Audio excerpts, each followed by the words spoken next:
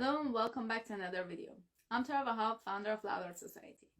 Louder Society is a non-profit organization that enhances mental health through art and creativity. We've been operating in the city of Calgary since 2015, and we provide our services through projects, programs, and events. These videos are part of our Artist Stories and Health Awareness series, where we connect with artists, mindfulness coaches, art therapists, music therapists, and any other professionals who are specializing in health, wellness, and creativity to share their stories and knowledge with us from all around the world. Today we have another amazing guest who will be joining us shortly, and she will be talking about brain health to us. I also have to mention that we share these videos later on our YouTube channel, so if you're interested in the subject of creativity, health, and art, make sure to subscribe to our channel. And I also have to mention that we promote diversity, and therefore you will be seeing videos in different languages from us that being posted. All right, so without any further ado, let's go and connect our guest here. I think she's already here. Hi, Fabiana. Hi. How are you doing today? Good. How are you?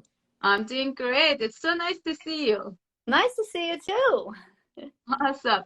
All right. Well, I'm not going to waste any more time. We're going to jump in and start our live today. Please introduce yourself. Tell us where are you joining us from today and what do you do? So I am joining from Minnesota, but I'm from Brazil. I grew up in Brazil. I've been here for 20 years.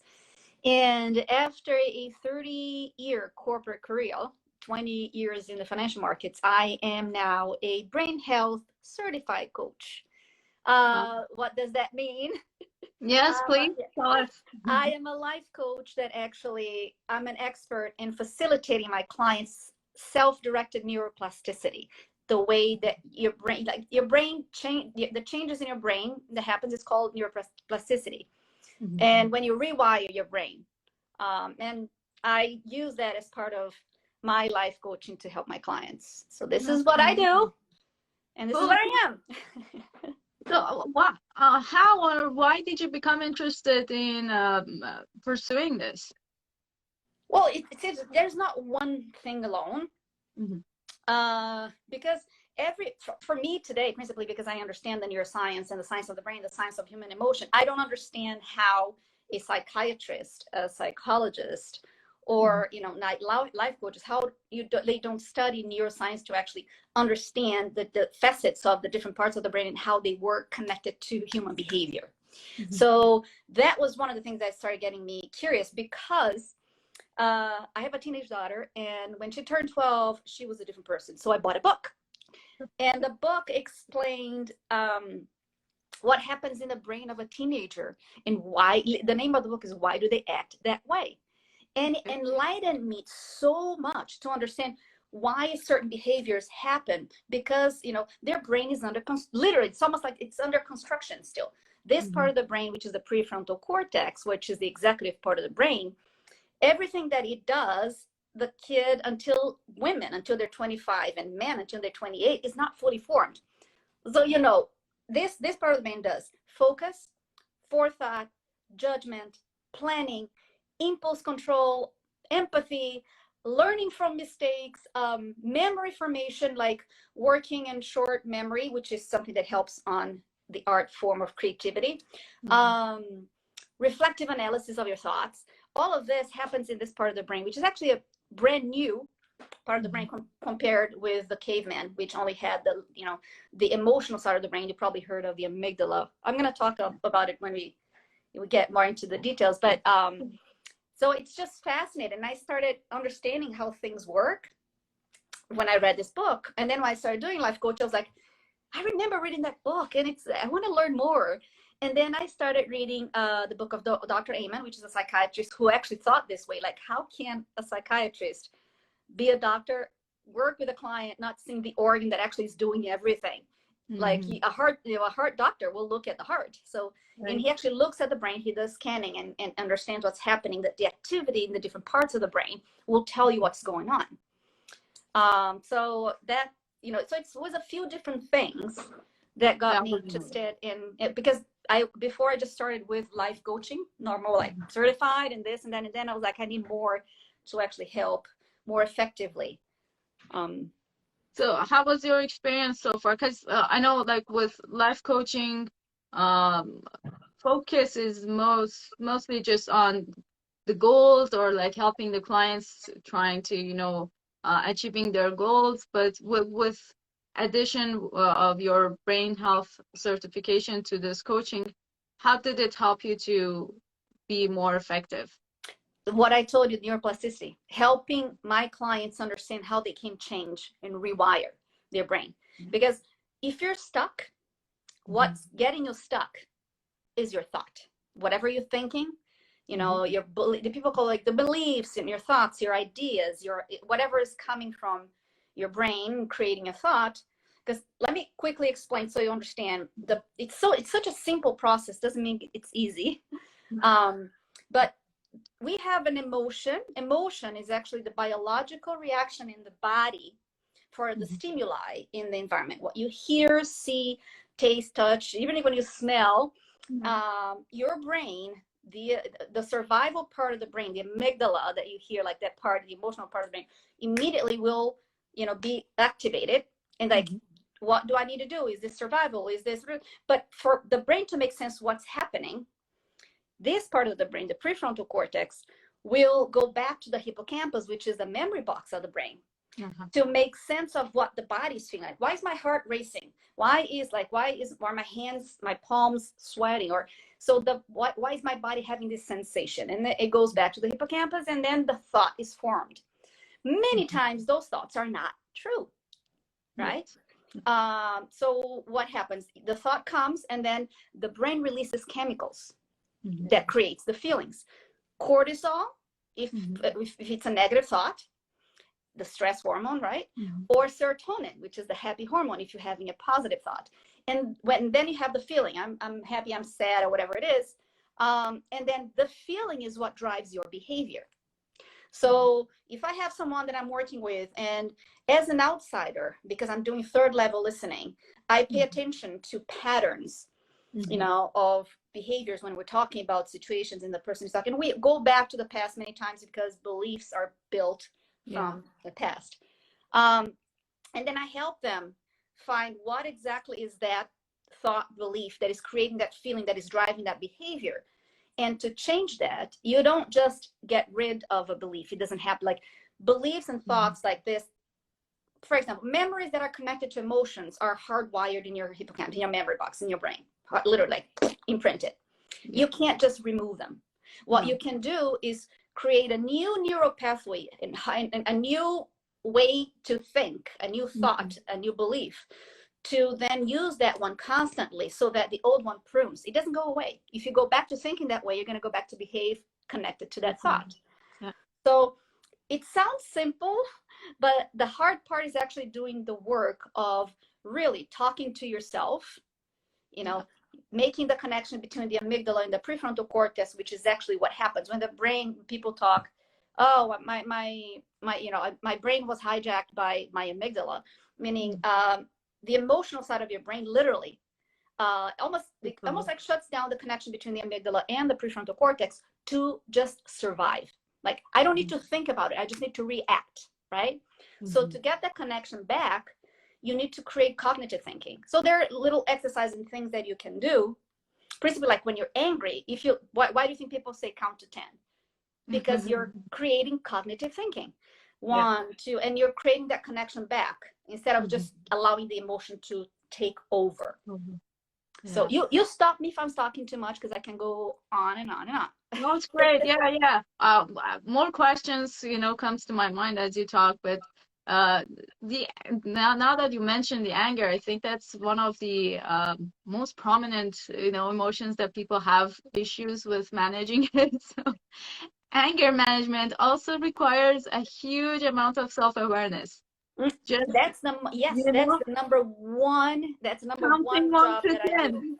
They're not It's going to think about that. the number one thing is, you know, there, like I would say there are 4 pillars. For me, I think of 4 pillars for you to find fulfillment in life. And number one is self-awareness. You're totally right. And is the first step for change. You can't change if you're not aware of what's wrong or what needs to be done, right? So self-awareness is, and that's the biggest part of my job is helping my clients create that awareness to see things. So many times we don't see ourselves, right? We can't see, we're just acting, and it's never it's in our subconscious, a lot of those beliefs, so we just react and we don't realize. But when we create that awareness, someone shows it to us, we're like, oh my God, I never thought about it this way. And then that's when you have the chance to start creating change. So you're totally right. Self-awareness is everything. And then what is the second pillar? The second pillar is, so once you create self-awareness, you need to look inside to create self-love, you know, to love yourself. So you create self-awareness, then you look inside, you create self-love. And once you find in yourself the way to love yourself, you are ready to open the doors to create healthy relationships, because you can't be happy if you're around an environment that you don't have healthy relationships. But once you love yourself, it makes it easier to love others, right? The right way, let's say. And then the 4th pillar is actually healthy habits. That includes brain health. So to create habits that are gonna maintain your self-awareness, your, you know, self-love, and the relationships, like creating boundaries when you have relationships, and taking care of yourself for self-love, and creating awareness is questioning your thoughts. So there are a lot of little things that are part of what I call the four pillars for fulfillment. Great. I see it more as a circle, because it always circulates. It's not just one thing. You do it, you know, and then that's it. No, they kind of go hand in hand, and you have to continue doing it until you achieve some sort of success. Yeah, exactly. That's awesome.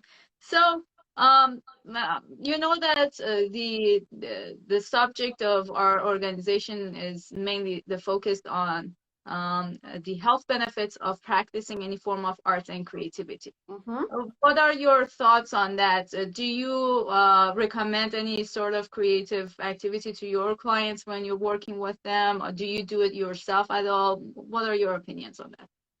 Well, it looks like there are researchers out there that creativity, it calms down the brain and the body. It has the similar effect as meditation. Yeah. You know, so when you're what do you call, like when you're painting, crafting, when you're doing crafting, and you're focusing, right? When you're doing art, mainly you're focusing. What are you doing when you're focusing? You're using this part of the brain. Right? And the prefrontal cortex is the part of the brain that is connected to creativity. That's how you become, you know, creative, because you use all those functions, you know, the organization, the forethought, the memory part is key, like the short-term memory, and what is it called, working memory, which is the memory that you just remember things for quick, like I remember this phone number now, just so I need to do it like for the next hour or two, I need to make a phone call, and then you don't remember anymore. It's called working memory. So that for art, for creativity, that's also used. So this is the part of the brain. So if you want to be creative, I was even thinking of like things that can help with your creativity. Mindful observation. So if you walk out and you start actually paying attention and observing and perceiving the environment, not just like you do every day, you walk and pass by, you don't even notice everything. When you do that, you're working your prefrontal cortex. You know, you're becoming mindful of what you're observing around you. Change your environment. You know, to create it's finding ways to have your brain work differently. For me, creativity is basically a different way of doing what you're normally used to do. So people say I'm not creative. Every human being is creative. no exception. You have to find some time, like, and I think I told you when we spoke, 2020 for me, the word that I would use for that year is creativity. Because everyone had to find a way to be creative. Yeah. Moms with kids in the house when they had to work at the same time, me figuring out a way, how am I gonna, coach my clients, if Zoom happened and I need a space, so I had to find a room. So this is all things that you start using. And Carol Dweck, who is a professor from Stanford, wrote a book called Mindset. She created this concept of fixed mindset and growth mindset. So fixed mindset is someone who just believes that, you know what, it is what it is. This is who I am. I'm never going to change. So be it. Someone who has a growth mindset, who is actually all of the successful people that you see out there, they have a growth mindset, means that you understand that your ideas and the way you behave and everything can be done differently. And so you can try things again. If it doesn't work, I'll try again until I find the way. So what that does to your brain? Because if you're a fixed mindset, you use that same neural pathway that I told you, like, you just do that.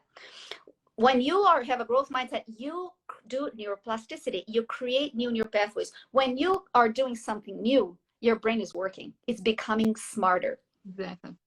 So you challenge yourself.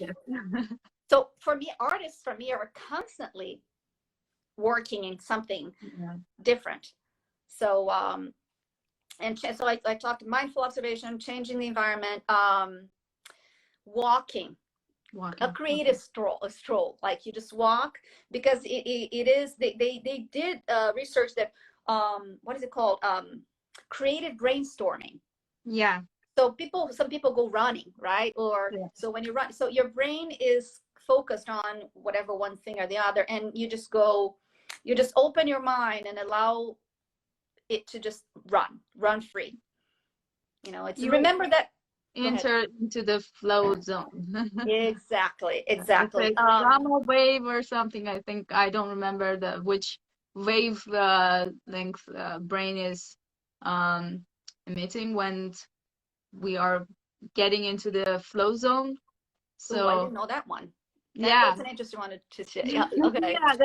They have names for all different states of mind. When you are focused, it's different. When you are meditating, it's different. When you are in a deep sleep, the different parts of the brain that work when you do those different things. Yeah.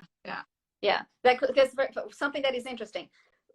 The brain has two sides, and the corpus callosum, that is the middle, that separates both, right? Which, by the way, women have a larger one. So when women have a stroke, they have more chance to actually get better, because what happens when someone has a stroke, the other side of the brain tries to take what was lost, and the connection between both sides for women is easier because of the medium part. Which, by the way, women brain and man brain is not the same. We are busy everywhere in the brain. Men are more in the cerebellum, but women is like, that's why we think too much and we can't stop with our thoughts. Well, I guess we have to be like that, especially for women with children. You have to keep in mind who's doing what right now, and make sure that they don't touch this and that. And it is a real multitasking, even though they say, multitasking is not true. Like, you cannot be focused at more than one thing at a time.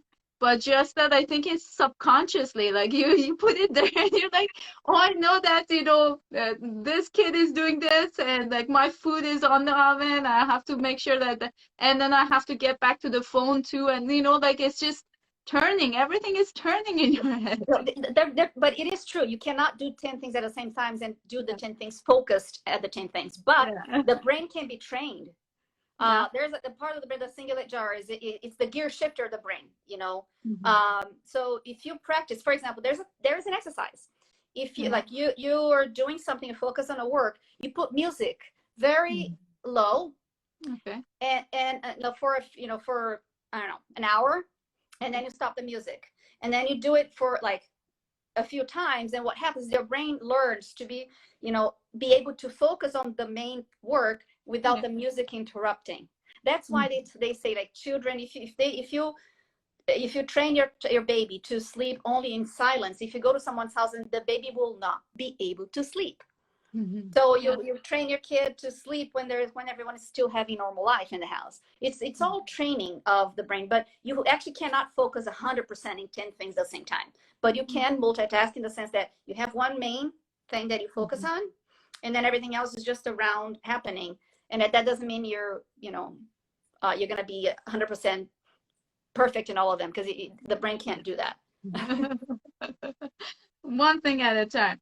But it's good that you mentioned the music, because that's something that people also use right now for focusing, for studying. It helps so much if you have that music in the background, and doing anything that you need to remain focused and not get distracted, because even with silence we get distracted. Your phone calls or whatever ding dang, and the notification, and you lose again. So the problem with the ding ding on the phone, it's actually not because of the noise.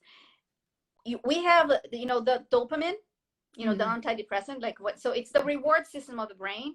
When we hear the ding of the phone, it activates the nucleus accumbens and it releases dopamine. So that's why people get addicted to their phone. Yes. It's the someone is connecting with me, I'm getting another like, or I'm getting an email or whatever it is. So getting the phone is one thing that you should get away from you if you want to focus, because of the dopamine, not because of the sound. Yeah, true. And there's a huge dilemma these days. They say the technology and the information delusions, just having too much information coming in, that even if you're not engaging with all of it, just knowing that you have so much access to all of this information, through your phone, through your computer, on TV, even if you go outside, there's so much information, and it's really not healthy for our brain. So now that we're talking about this, can you give us some recommendations for boosting the health of our brain? There's so many. Okay. The thing is, the brain is involved in everything that we do, right? It's the most complex organ in the body. So in the brain, like, the first thing, take care of your brain, literally, the physical brain. Don't hit your head anywhere. If you can, don't play football or anything that will get your head banged, because people think that just a little concussion minor concussions can create huge problems, because the brain itself, it's a soft, like buttery texture, and it's inside the skull that is hard and has sharp ridges inside. And what happens is that when you shake, like basically when you have a car accident, a lot of people end up having issues, right? The brain is shaken inside. So it actually, it calls TBI, the traumatic brain injury. It's considered, if I'm not mistaken, it's the major cause of psychiatric illnesses, substance abuse, homelessness, behavior problems, and suicide. So take care of your brain. Like, don't hit the wall. Don't let anyone hit your brain. Mental workouts, in the sense that be creative, use your brain, do things differently, do meditation that calms down your nervous system.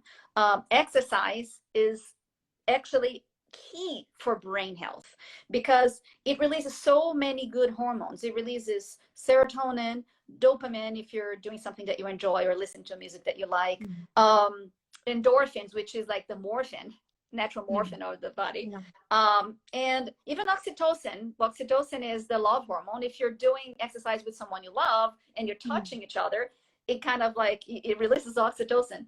And those are all someone because someone who's depressed, an antidepressant is actually serotonin. It's a hormone that they throw in the SSRIs.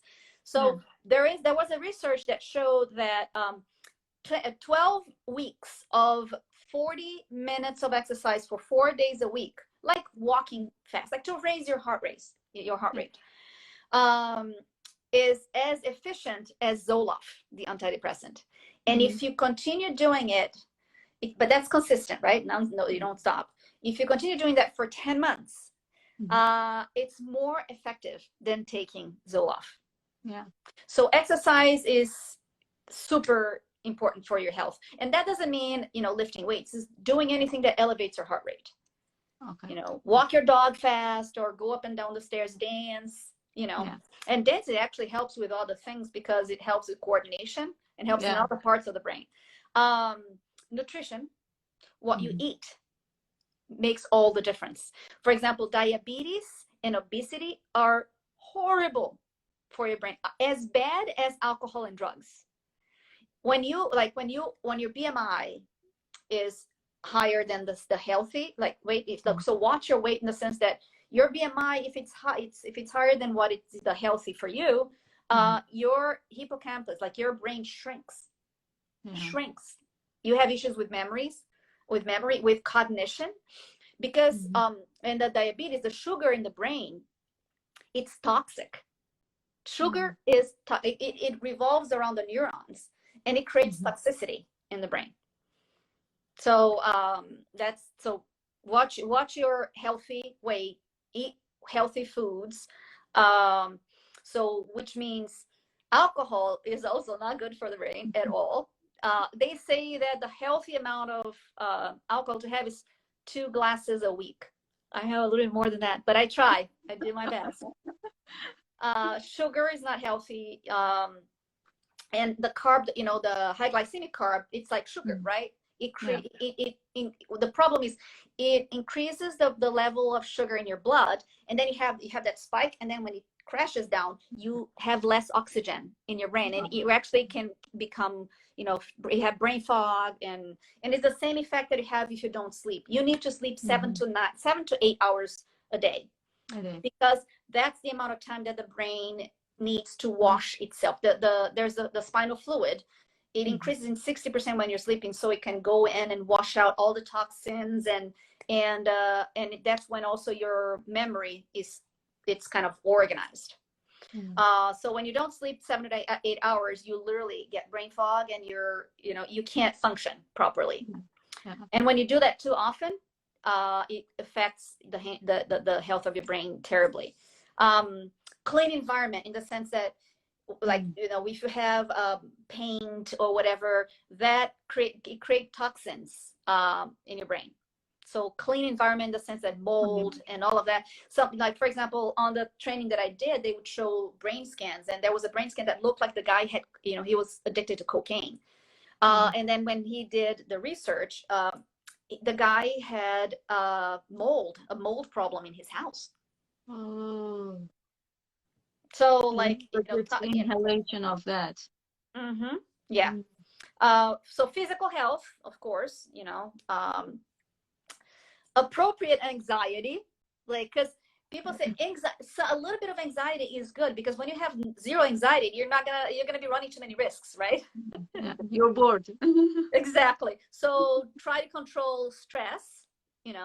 That's definitely, controlling stress is another one, because cortisol levels go up. And then you have so many, what is that for? Because I coach women, right? And some of the women that I coach that were going through divorce, and I had, this one client that it took her 3 years to get her divorce fixed. And she ended up getting cancer. Oh, no. But, and it was because remember I told you that when you have negative thoughts and you're constantly injecting yourself with cortisol in your veins when you have, and unfortunately 80% of our thoughts, research shows, are negative thoughts. So I call them protective thoughts, right? Because the brain is a protective machine. It's always trying to see what's wrong. So what you have to do is, one of the things and that's like my next point of brain health, is we call ant therapy. The term in psychology is automatic negative thoughts. So the ants.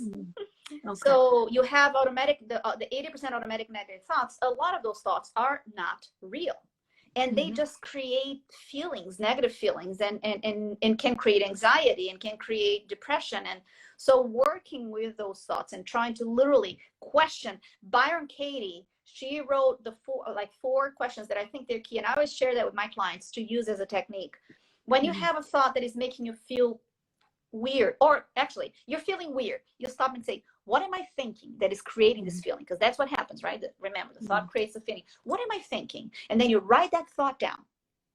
And then you ask, is this true? Is this thought true? Number 2, can I 100% confirm that this thought is true? And then number 3, how do I feel, or how do I react when I have this thought? And then number 4, who would I be if I didn't believe in this thought? And at the end, you turn the thought around, and that's the one you use to rewire your brain, because the thought you're using has it already hardwired. And it won't go away unless you create a new thought and keep, when that old thought comes up, I am worthy. Because I'm like, I'm not worthy. I can't, no one loves me. No. I am worthy. I know I'm lovable. This is ridiculous, Fabiana. You talk in the second person, actually, by the way, because the brain understands as if it's someone coaching you and supporting you. So you talk to yourself in the second person. So, Fabiana, don't do this. Fabiana, listen to that. Fabiana, do you believe in this thought? It might sound weird the first or second time, but once you keep doing it, you'll see that it works. Because I actually started doing it myself, and the first time I was like, this is so stupid. But then when you start doing it frequently, you see that it actually works. Positive peer group, people's energy, and it's contagious. Because if you think about it, when you are around someone who's negative and is always complaining, how do you feel when you leave the side, like leave this person and in a different room? You're drained. Yes. Yeah. Right. And so because we do have what's called mirror neurons, so our neurons will connect to the neurons of the other person, literally. Like when you see a baby smiling, you smile. When you see someone crying, you don't even notice, but you feel, because you don't even need to think about it. It just happens. So if someone is negative, it's like you're going to be connecting with that negativity. So be around people that are positive. And stress management, like you got to just try to make sure that you're not under crazy stress, because that is probably one of the worst things that is in our world environment today, right? Shut down the news if you're getting too stressed. Great one. Now that you mentioned the news, I've been advocating a lot about news as well. So I've been making all sorts of things out of newspaper. It's a brain I made out of newspaper. I know, look at that. I love it. I just twisted the newspapers and I made a brain. Beautiful. But yeah, that is we beautiful. need to stay away. We need to stay away from harmful news.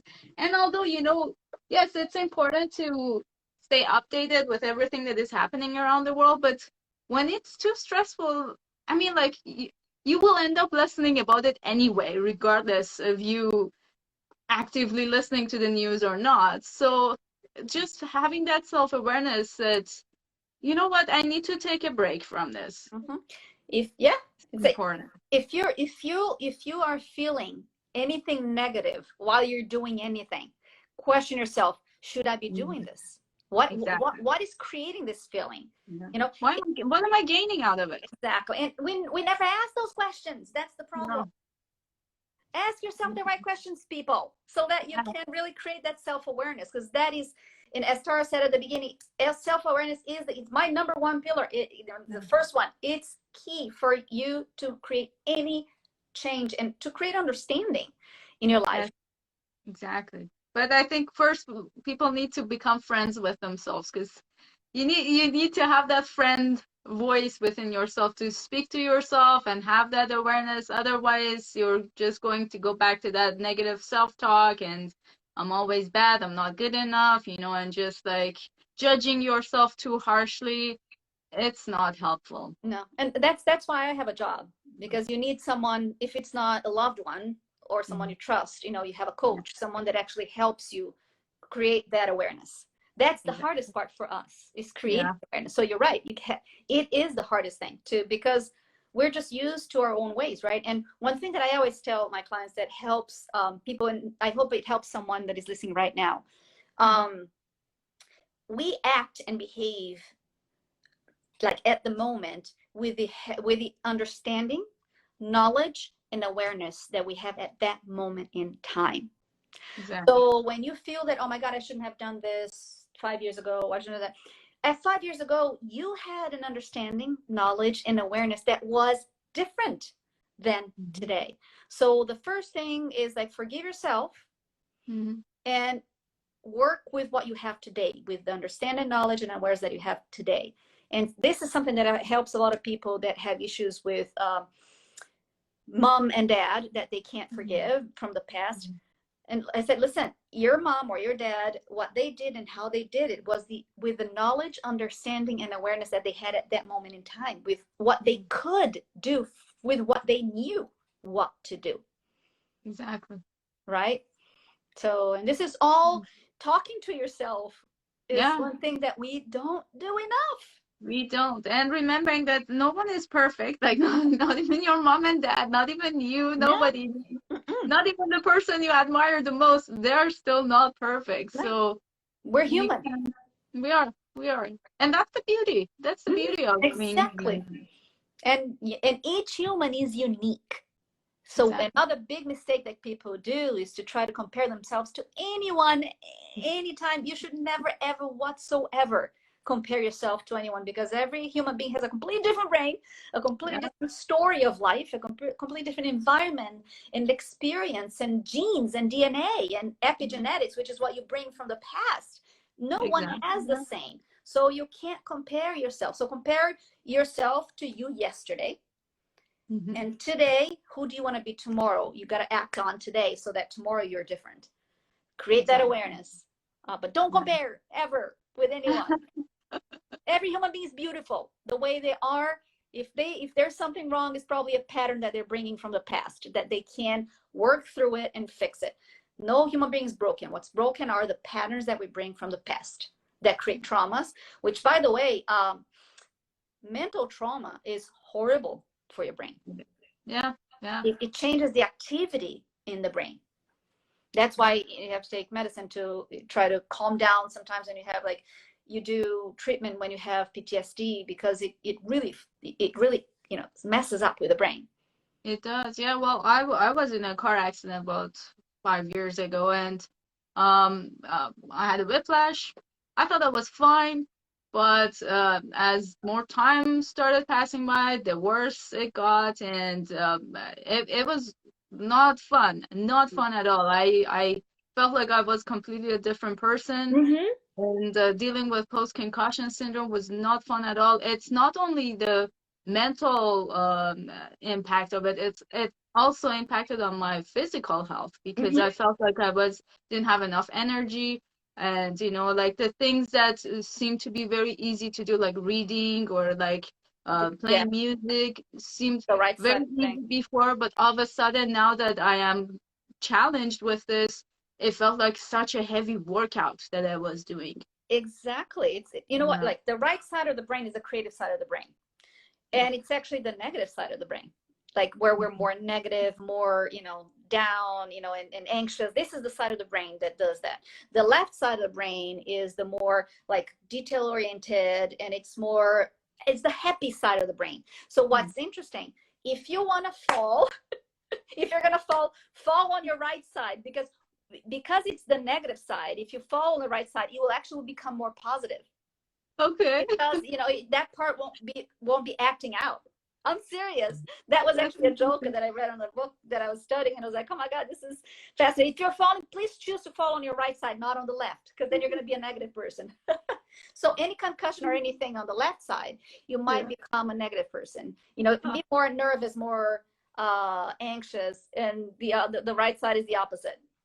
That's so interesting, because when I was going through this experience, I just started our very first project from Louder Society, and I was on my way to start this mural, and I continued the work throughout this whole few years of work, and And now I see, I'm wondering that how other people were viewing me, that like, is she crazy? Like, she's just going from this organization to another organization, working for free and like painting these beautiful things.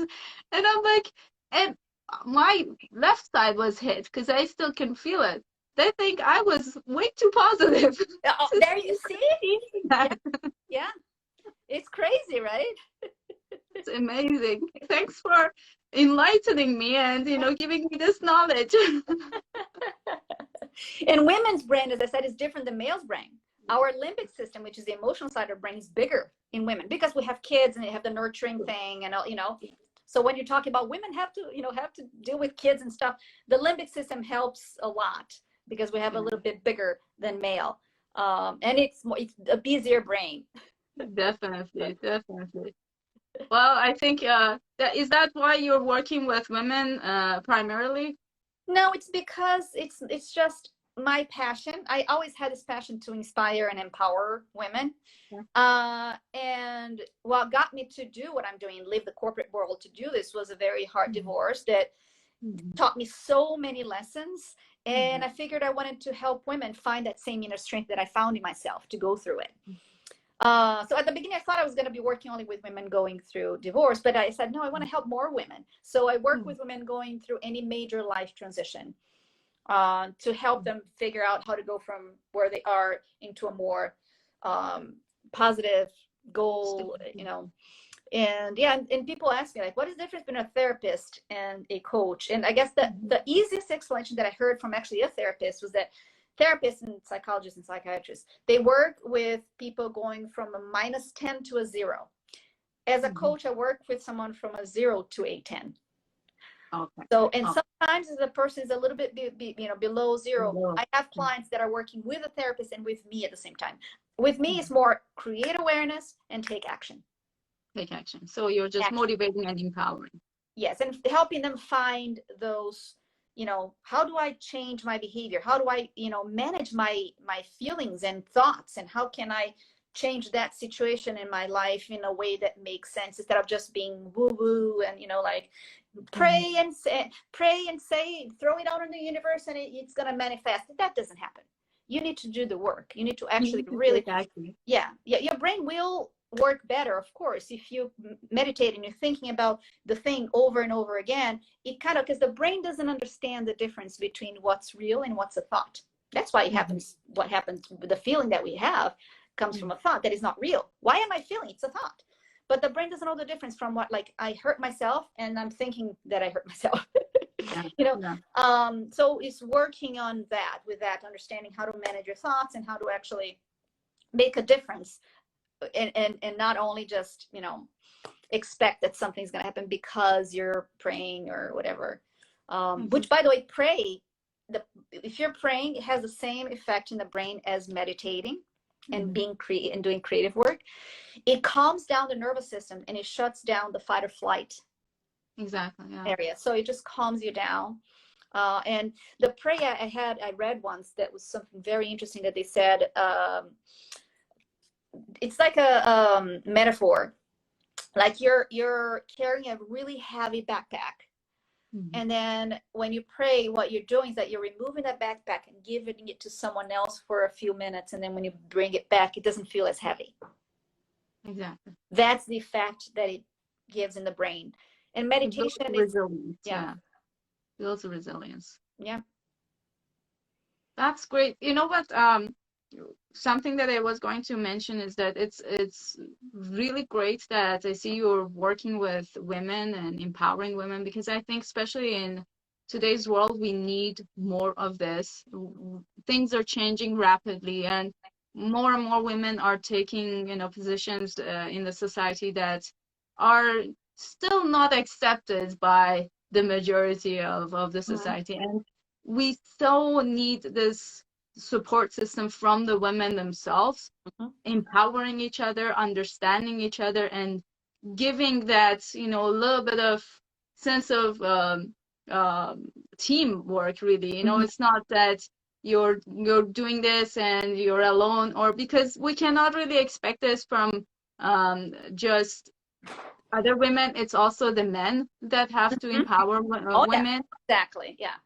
So, but it starts from us. It starts from every woman who is actually in a position that they are working hard, they're trying to achieve, and that they have a mission in their life, and the way that they view themselves in the world.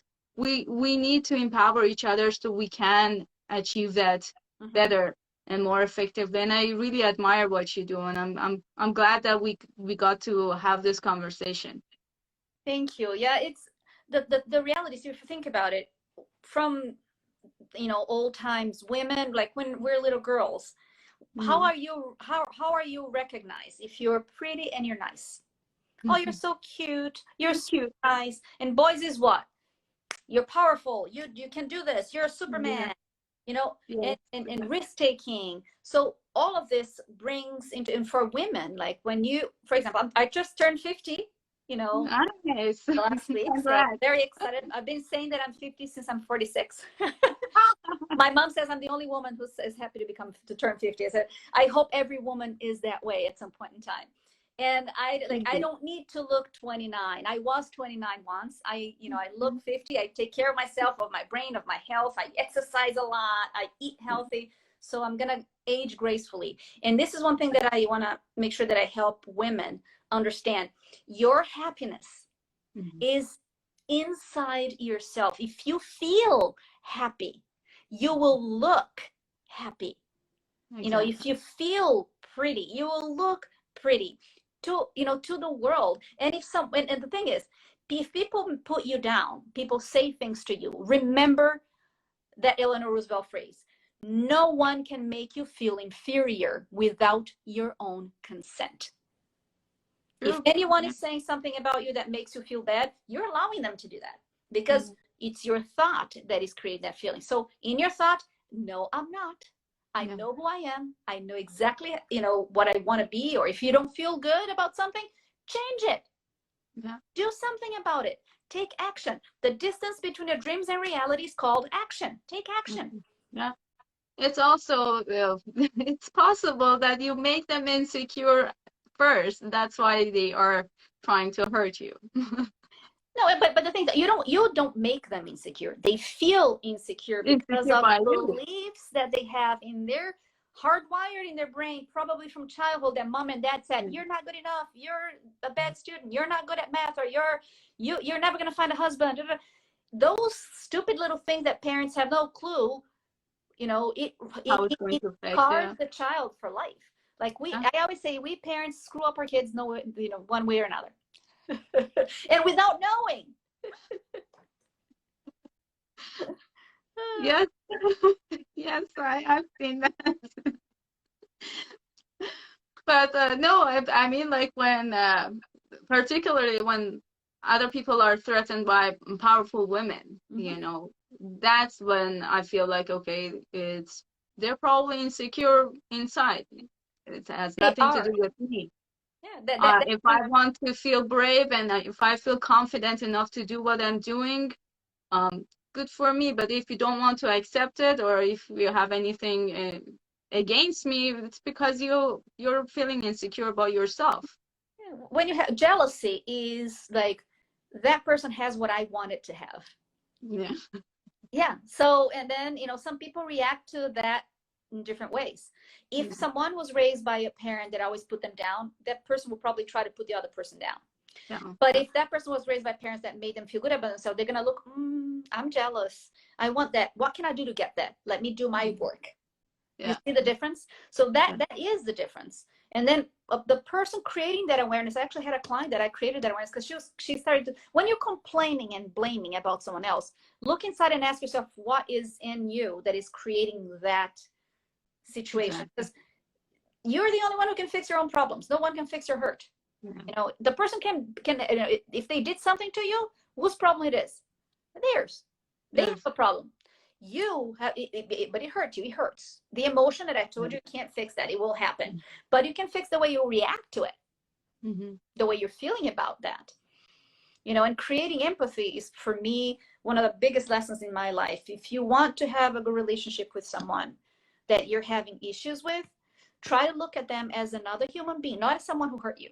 That person is a human being who wants to be loved, to be safe, and to be accepted exactly like you. And they probably have a history of something in their life, because when someone like hurt people. So that person hurting you is somehow, some way, shape, or form hurt in their own ways. So if you're open enough to listen, not defensively, because the defensive listening is very easy. The way to change your defensive listening is to be curious, which is something that helps creativity, curiosity. Exactly. Yeah. So be curious. Like, try to ask questions to understand, where is that person coming from? Why is that person saying or doing that? And if they are open enough to have a conversation, you will really understand where they're coming from.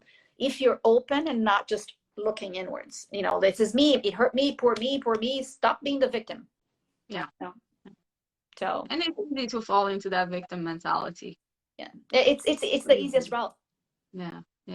It is the easiest route. But you know that when you go through a fall or something really hard, your brain rewards you with dopamine when you tell yourself a story to make sense of what happened. Yeah. Okay. So when you tell yourself a story, your brain's like, "Oops, that's good. Here's dopamine. Keep telling a story."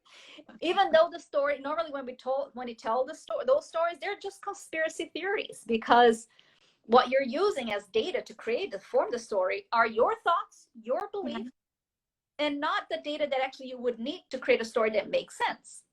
Exactly. So go after the right data if you want to actually understand what's happening, instead of creating stories in your head. And go and tell the person, if you're like, someone did something and you kind of like create a story, oh, he did it because he doesn't like me, blah, blah, blah. Stop that stupid thought. Go and say, listen, I'm having this crazy thought and it's making me feel really bad. Let me tell you what it is, and please tell me if I'm wrong or what am I missing.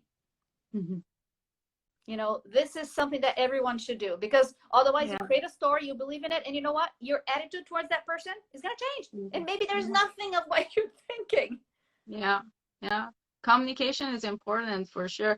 But there's also research that shows that every time you remembering something, you remember it the last time you remembered it. It's not what actually happened. So you may rewrite and change it every time that you make that story in your head. No, and the thing is, you remember exactly, because the memory, it doesn't stay fully forever. Fragments of it will go. And what do you do to fill up the gaps? You create. You create it, yeah. You create a story. So, so sometimes you won't be able to verify because that was so many years ago. Exactly. Yeah. Yeah. So you get siblings to tell the same story from the past. It's never going to be the same. The same, yeah. That's amazing. All right. Let me see if I have any more questions here for you. Yes, we talked about boosting creativity. We talked about the health of the brain. I think I have asked all my questions. My last question to you is that how our viewers can reach out to you or connect with you if they want to. So I'm every day on my Instagram account, Feel Fabulous by Fabiana. This is where I use the 4 pillars to write motivational messages on each one of them. I try to be organized and, every week try to talk a little bit about each one, but it's never exactly the same. But those are the 4 pillars that I'm always talking about, self-awareness, self-love, healthy relationships, healthy habits. And there's always something, whatever inspires me, that I'm reading, that I'm looking, or a situation that happened to me, or whatever, a movie that I watched, it inspires me. I'll go and I'll write something. I actually have a book that I compiled some of my Instagram. It's now 2 years old, so I should probably update it because I was not doing neuroscience 2 years ago. So it's just, those motivational messages that you can just get an just up when you're, feeling down, just pick it up and read it. I have my website where it talks about my work, and my email and everything is there. It's feelfabulousbyfabiana.com. Facebook, everything that I do on Instagram, flows through to the Facebook Feel Fabulous by Fabiana. So some people don't have Instagram. If you go to Facebook and you type Feel Fabulous by Fabiana, it's the same thing that goes. Now, I don't know, I'm doing some reels, and I don't think the reels go to Facebook. I don't know. No. Yeah, I don't think so. And LinkedIn, I'm on LinkedIn. So I actually have connected with, quite a few people through LinkedIn. Yeah, and that's it. And I'm here. And if you guys have any questions, or if you know of any woman who would benefit from working with someone like me, send them my way. I actually, last month, I ended 2 of my contracts. So I have 2 spots for one-on-one coaching for beginning in June. Great. So, yeah. So, and today I'm actually a little bit overwhelmed. My mom just got COVID in Brazil. Oh no. Yeah. So I'm trying to figure out how to manage. I'm going to Brazil. I got a ticket and I'll be there on Monday. So thank goodness it's nothing. She had 1 vaccine, so it's a little bit mild. And I know what it does to the brain as well. Yeah. So it's kind of like, but yeah, I choose how I feel. It's like, if you think like she's so energetic, I'm always like this. That's great. Because when you feel sad, you don't stay there. Let you cry, have the feeling, give yourself permission to feel whatever you're feeling, but don't stay there. Exactly. Choose to get out of it. Express it. That's the most important thing. And I wish a very fast recovery for your mom. I know that other family members in your family also got COVID, and that's not fun. No. Yeah. But I'm glad that they have you, someone who's so energetic and powerful and helpful to be around. So hopefully you can help them and it won't stay like that. I also wanted to thank you so much for joining me this morning. I really enjoyed this conversation. I learned a lot. I'm sure our viewers also learned a lot about this. And if anyone is watching this video on YouTube and you liked it, please make sure to give us a thumbs up. So it helps us to distribute our content to more people who are interested to learn more about anything about art, health, and creativity. Thank you so much again, Fabiana. I wish a great rest of day for you. Do you too? And you know the word Ubuntu? No. Ubuntu. I am because you are. Oh, nice. Yeah. Ubuntu. Ubuntu. Thank you for having me. It was great. I hope it was helpful for everyone listening. Definitely it was. Thank you so much again. Bye. Bye.